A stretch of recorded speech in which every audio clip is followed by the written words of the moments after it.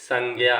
संज्ञा के भाग होते हैं दो, सार्थिक संज्ञा और निरार्थिक संज्ञा। सार्थिक संख्या के भाग होते हैं तीन, रचना के आधार पर, उत्पत्ति के आधार पर, अर्थ के आधार पर। और निरार्थक के होते हैं दो, विकारी और अविकारी।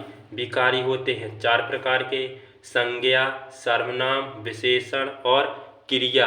अविकारी होते हैं पांच, क्रिया विशेषण, संबंध बोधक, समुच्चय बोधक, विषयावधि बोधक। इसी प्रकार रचना के आधार पर होते हैं तीन प्रकार के शब्द, रूढ़, यौगिक और योग रूढ़।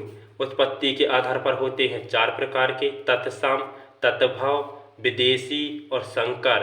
अर्थ के आधार पर होते हैं चार प्रकार के, पर्यायवाची, विलोम शब्द, एकार्थी और अनेकार्थी।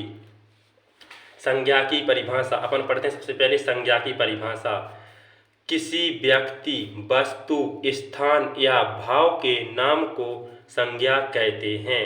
संज्ञा के प्रकार, मुख्य प्रकार होते हैं तीन। कौन कौन से? नंबर एक, व्यक्तिवाचक संज्ञा, जातिवाचक संज्ञा, भाववाचक संज्ञा।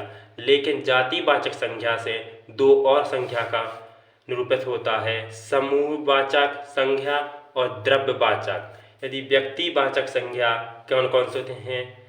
वस्तु, व्यक्ति, स्थान के खास नाम को व्यक्तिवाचक संज्ञा कहते हैं। जैसे राम, श्याम, दिल्ली, आगरा, गंगा, हिमालय, गाय आदि।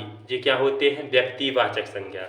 जातिवाचक संज्ञा में वस्तु, व्यक्ति, स्थान के खास नाम को न कहकर बल्कि पूरी जाति के लिए जातिवाचक संज्ञा कहते हैं। जैसे लड़का, आदमी, शहर, नदी, पर्वत, गाय, पेन आदि।